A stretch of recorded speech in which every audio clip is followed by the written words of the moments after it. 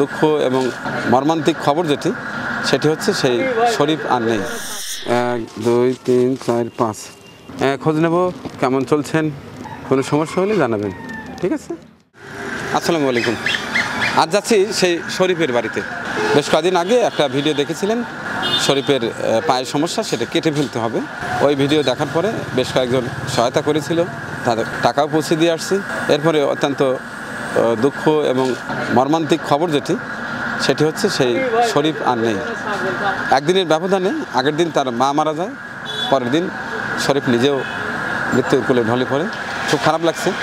আজ সেখানে যাচ্ছি সেই বাড়িতে। ইতিমধ্যেই ওই টাকা দেওয়ার পরে এক ভদ্রলোক কিছু টাকা দিয়েছে। সেই টাকা দিয়ে ভাবলাম যে ওর একটা কর্মসংস্থানের ব্যবস্থা করা দরকার। এ কারণে একটা সিঙ্গার মেশিন নেওয়ার কথা ভাবছি। আর আরেক আমার নগদ কিছু টাকা আছে, সেটি তুলে দেবো ইনশাল্লাহ। তো জাকির, তুমি একটু বাজার যাও, গিয়ে একটা ভালো দেখে সেলাই মেশিন কিনবা। আমি ততক্ষণে তোমার দোকানে বসে আমি একটা চা খাই। তুমি চমৎকার একটা সেলাই মেশিন কিনে নিয়ে আসো, তারপরে দুই বন্ধুরা দিয়ে আসবে। ওকে ওকে, আচ্ছা ঠিক আছে, যাও।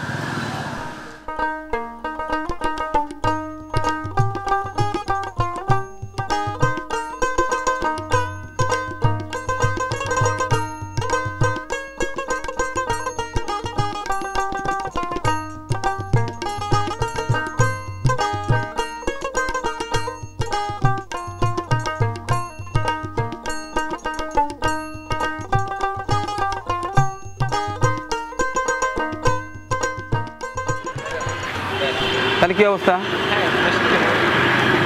ওই যে মেশিন হচ্ছে, হ্যাঁ তো হ্যাঁ মেশিন বাটারফ্লাই 1 নম্বর মেশিন নিয়েছে, ভালো চলবে তো না? একদম চমৎকার। আচ্ছা ঠিক আছে, তাহলে দেরি না করি তুমি আমার সাথেই চলো। হ্যাঁ ইনশাআল্লাহ। হ্যাঁ, তুমি নামেই না গাড়ি থেকে। আচ্ছা ঠিক আছে। হ্যাঁ।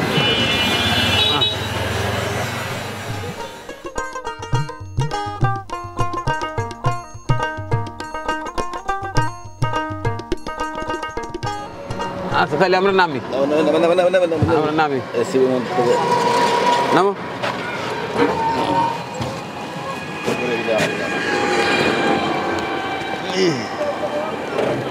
আসো, আস্তে আস্তে নামো। রাস্তা ভালো না জাকির, যতদূর যাওয়া যায় যাই। আর তুমি একটু ফোন দিয়ে একটু আগে আসতে বলো, মানে ওই পর্যন্ত তো এই গাড়ি যাবে না। সাবধানে সাবধানে। হ্যাঁ, আগে আসতে বলো। একটু আগে এসো তো।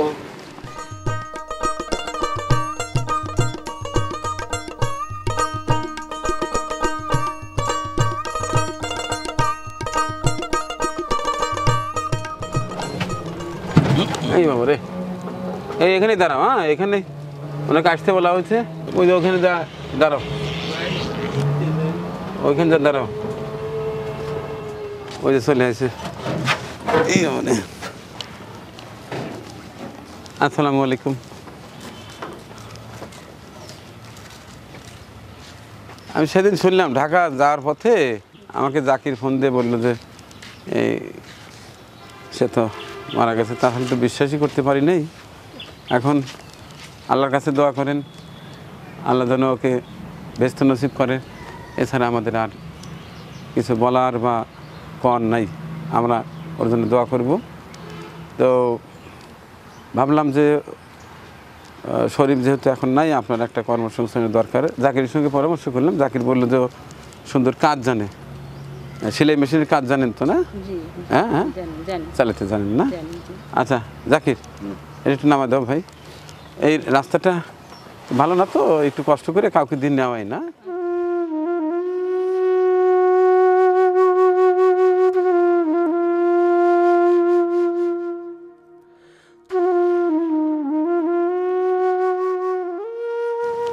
এই সিঙ্গার মেশিনটার ব্যবস্থা করছে আমাদের মহিন ভাই লন্ডন থেকে। তো মহিন ভাই আপনার টাকা দিয়ে আমার বন্ধু জাকিরের সঙ্গে কথা বলে পরামর্শ করে একটা সেলাই মেশিন কিনেছি। ইতিমধ্যে জেনে থাকবেন সেই শরীফ মারা গেছে, আমরা তার জন্য দোয়া করব। তো ভাবলাম আপনার টাকা দিয়ে ওর একটা কর্মসংস্থানের ব্যবস্থা যদি হয় তো আলহামদুলিল্লাহ হয়ে গেছে। একটা সেলাই মেশিন কিনেছি বাটারফ্লাই, এটা আপনার মেশিন 7,500 টাকা। ওনার বোধহয় ছিল টাকা পাচ্ছে 7,600 কত যেন ছিল, 96 টাকা ছিল। আর এই যে ভালোই হলো, এটা দিয়ে যদি কাউকে নেওয়ান ভ্যান ট্যান ইয়ে করে লাগবে। এছাড়া আমার এক বড় বোন লন্ডন থাকে, সুফিয়া বেগম, তিনি কালকেই আমার কাছে ফোন দিয়ে বললো যে ওনাকে 1,500 টাকা দিয়ে দিন। তো যেহেতু শরীর নাই, চিকিৎসার ইয়ে নাই, তো আমি ওই 5,000 টাকাও নিয়ে আসছি, আপনার হাতে তুলে দিচ্ছি। ওনাদের জন্য দোয়া করবেন আর আপনার জন্য দোয়া করি, আল্লাহ আপনাকে এই শোক সইবার শক্তি দিক এবং আপনি ভালো থাকেন, পাশাপাশি শরীফ যেন পরে ভালো থাকে এই দোয়া করব। 1 2 3 4 5